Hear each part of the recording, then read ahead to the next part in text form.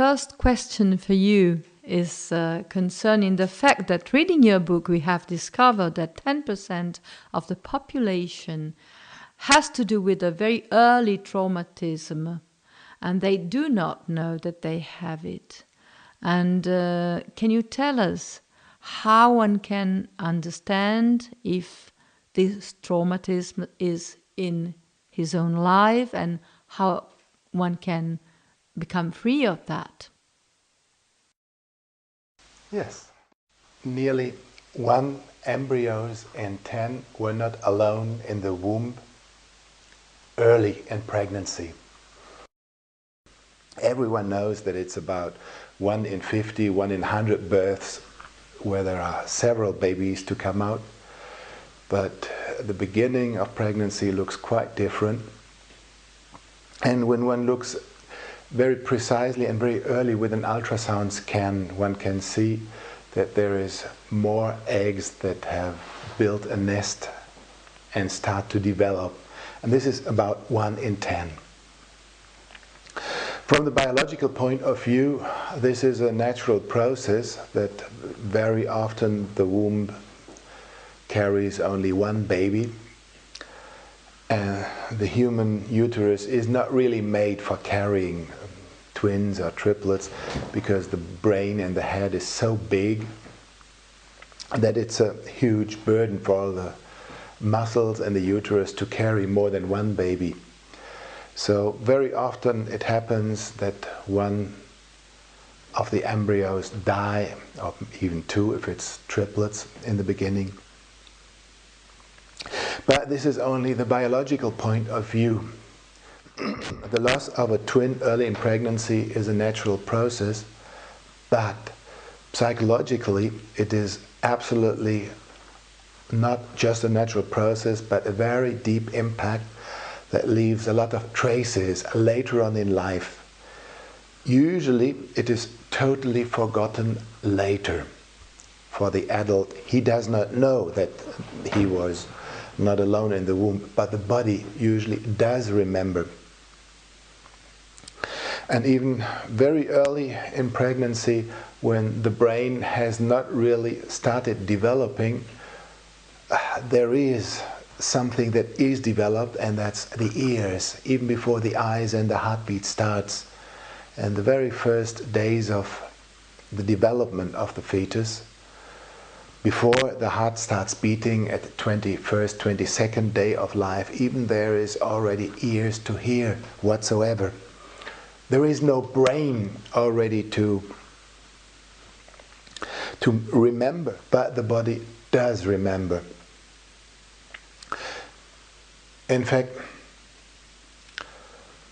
this very early experience of pregnancy is remembered by the body even more than by the brain. And doing therapy with adults, we often can accompany people in to remember the body experience of being close to a twin in the womb, which is a very, very smooth and gentle and satisfying experience. It's paradise. To be very early in paradise, to be very early in the womb, close to someone, everything is perfect. One feels the other, one is connected with him, one hears his heartbeat. When the arms start growing, at like 25 days of pregnancy, there's little hands that start, and some days later they are going to move. They make contact with the other. And the twins start even playing through the membrane, and they touch each other, they play with each other, and of all, they feel the presence of the other, and it's just perfect. Everything is there. There's nothing to do, nothing to achieve. It's just perfect harmony together with someone in the womb. This is the first layer of prenatal memory of being together in the womb, usually. But then destiny strikes, and the other one who is going to die is maybe not equipped so well genetically, or maybe he has not found a good place in the uterus to be nourished well enough to sustain all the long pregnancy, or whatsoever reason, but most of the embryos die during the first weeks or months of pregnancy. Yeah, this is the beginning of pregnancy, and it leaves imprints, as I already mentioned. And what is the symptoms? Okay, I start now from childhood. Right after birth, a lot of children cry very, very much without a reason that can be discovered by doctors. Everything is organically okay, but still babies are crying so much and won't even stop crying during day, not during night. And for some of them, even if one knows that there was a twin, nowadays one knows by ultrasound often. If one knows, one can talk to the baby and explain, yes, you were not alone in the womb. And there was another one very, very close to you. And now you missed this other one, and this was such a big shock when the other one died. You couldn't do anything about it. And then, this is our experience with little children, somehow they understand and they start to become more calm, they sleep better. Not in all the cases, but often. So this is what happens for a baby. But then what happens during kindergarten or school time or for the adults? There is often the feeling of something is missing in my life. I don't know what it is. I looked everywhere, inside, outside. I looked in many countries, in several professions, maybe several churches, but something is missing and I cannot find what it is. I feel incomplete. And often I feel lonely without being able to explain what it's about. There is no reason to be lonely. I have fantastic friends, I have a loving family, but I feel lonely. Something's missing. And also it is difficult for those people to go into a happy relationship with a partner. Either it's too close, like at young age in the womb, making the other one too much a twin and wanting to melt with him all the time. But this reduces man-woman relation to brother and sister. This is one way. And even if this man and woman who are together are not happy with their relationship of this kind, the sexual life is not really fiery and satisfying, it's very, very difficult for this kind of surviving twin to split then.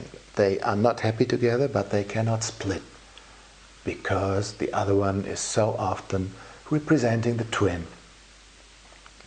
And then there's this other kind of adults who do not dare to come close to another one, because allowing to be close to someone again would reactivate these old traumata of being abandoned in the womb very early, and this would reactivate the trauma reaction of shock, of deep loss, of even the feeling of having to die. This is why this other kind of surviving twins do not want to risk to become too close. They prefer relationships with minimum 600 kilometers different distance, not meeting each other more than once every other weekend or something like this. This is a typical pattern also for this kind of twins. And also another symptom for the adults is not daring to be really successful in life. Not daring to have a good job and to earn enough money that feels really okay for the job that you're doing. And also not daring to take enough space because often the unconscious feeling of having lost a twin is accompanied by a feeling of guilt. Biologically, it is very rarely so, but psychologically it's very often felt like I am guilty of having killed the other one. I'm guilty of having killed my brother, my sister, because I took too much space, too much nourishment in the womb. And this feeling of guilty is so often the source of being very destructive in life, not daring to live life fully. Yeah, this is one of the other many symptoms, and maybe I want to mention one more symptom, and that is often a lot of fears and kind of panic attacks. They are often triggered by relationship separation, when one partner goes or falls in love with another one. Then for the abandoned, solitary twin, it feels like having to die. And very often this is accompanied by big emotional releases like trembling, like pain, like really panic of having to die. It's very strong feelings. And this kind of feeling can also be related to the vanishing twin, the twin that had died. Some people who are afraid of elevators or tunnels are also being put into the prenatal situation of being close to the other one and then remembering how terrible it was when the other one died, and the survivor was absolutely helpless to do anything. He couldn't do anything about it. The beloved person, very close, just died without any chance of rescuing the other one. Yes, and a lot of surviving twins have the feeling of wanting to rescue everyone, of the friends, half of the world, but this is a heavy burden. This is not possible. But wanting to rescue everyone. So this can also be a symptom of wanting to help the little twin when they were both in the womb. Yes, and now is the question of what do we do with all this? What is the therapy? What do we do in the workshops? Maybe I can explain this. Just before this, would you like to tell us how did you discover this? Okay. How did you discover this syndrome? Mm-hmm. For many years I was already working as a psychotherapist and doing body works and psychodrama and gestalt therapy. And later on I came across family constellation, which was fantastic for giving answers in areas there where I could not find answers with the other methods. And then one day, about 15 years ago, in a family constellation, I had a woman, aged 28 at that time. She said everything she does goes wrong. Her relationship life is not successful, and her professional life is always going wrong. No matter what she does, what she begins, there is always failure inside, built in. Like she tried many jobs and developed allergies or body symptoms that she could not go on with her work. And what we did then in the constellation was we had set up one representative for her and one for the symptoms of failure, for the reasons of all the failures in many areas. And these two representatives behaved absolutely surprisingly. This was the representative of the woman, and this was the representative, a male representative, for the cause of all her failures. And I absolutely did not expect how this person behaved. He came close, the woman came close, he get more into distance. Women did the same. He turned aside, the women did the same. Turned to the other side, came close again, and there was much energy between those two. There was like strong breathing and almost as if they were fighting. And then again, back and forth, like this, all around the room, like this, always like a mirror, symmetrically. And then I said to the woman next to me, the real person, I have never seen this in a constellation, but this looks so much symmetrically, the way they behave, this looks like twins to me. Don't understand this. And the woman said, oh yes, now I understand. I asked her, please, what do you understand? Now I understand why at the moment when the doctors operated on my ovaries and they took them out, I was 17. She was very young, this lady, at that time. And in the ovaries they found teeth and hairs and other tissues that usually do not grow in ovaries. And then she said, oh, this must have been my twin. And then it was clear to me, yes, this kind of reaction of this representative was the twin and represented the moment when they were very close to each other. And this young woman was still very much connected to this person. And this was the first time it happened to me in a family constellation. And then just some weeks later, again this appeared, and then again and again, always with different perspectives and dynamics, but also very similar. And we found out that the twins, even if they were so small, feel so connected to the other one. Not only adult twins feel very connected, but even as an embryon, as a fetus, they are so close to each other.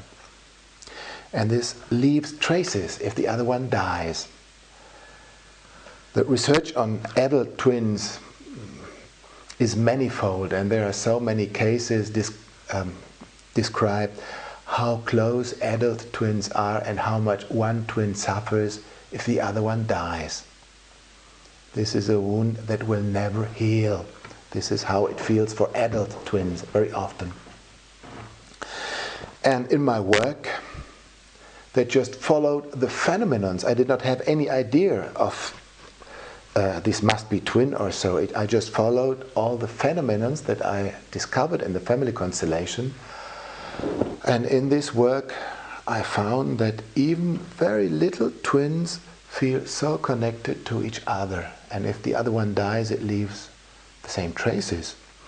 So the old saying that goes, no brain, no pain, it's probably not correct for the little twins in the uterus, isn't it? Definitely not, because the body remembers even before there is a brain that is developed. This seems not logical, and it seems not scientific, but if we look at the people who have near-death experiences, where the brain is switched off for a while and there is no more brain to record the phenomenons, there are no more eyes to see because they are enclosed, totally detached. The people can describe the clothing of the people who were at the place where the accident took place, for example. So there is even out of body something that sees, even if there is no eyes to see. This is the near-death experience. And the embryons must have similar kind of recording these experiences, because we find in adults a lot of symptoms that are very closely related to the experience of the little fetus that loses the brother or the sister. Thank you very much. So, would you like to tell us a little bit about the therapy? Yes. The therapy is to very smoothly and gently open up the layers of the prenatal memory and to make the body remember of what the little embryon or fetus had felt at the moment when the other died. But this happens very, very slowly and gently, because too much at a time would be a too big shock. First of all, we look at the moment of conception and of finding a place in the uterus and of finding, oh wow, I'm not alone, there is someone else. There is a heart beating just like mine, same rhythm, so different from the mother's heart. And then discovering how good it is to be close to the other one, to feel the harmony, the paradise that it usually is to be there with another one, and first to really enjoy all this early life experience, and then slowly also touching the layer that is so painful and usually very well protected in adults, but then gently touching this layer of loss and integrating the moments of shock, of pain, of loneliness, of despair, of everything that comes up with it, and reconnecting the adult with the abandoned little fetus that suffered so much, and making the adult integrate the little fetus that is totally in despair or in loneliness or whatsoever. And also inviting the adult to an inner dialogue with the abandoned twin or fetus, which can change a lot in life of the adult in direction of professional success and in relationship life, of not having to search the twin in the other all the time. Sometimes it's okay, but too much melting is destructive, or too little close contact is destructive as well. So finding a good balance, this can be the consequence of a healing path. So we thank you very much for this interview, Alfred, and we wish you all the best, because we know that you are going to start teaching in Italy very soon, and we hope you can form new therapists in this kind of, maybe we can call it a bereavement therapy also, isn't it? Yeah? Very early bereavement, because it has to do with a dying person who even was dying before we were capable to be born. So it's a very early bereavement treatment that you are going to propose.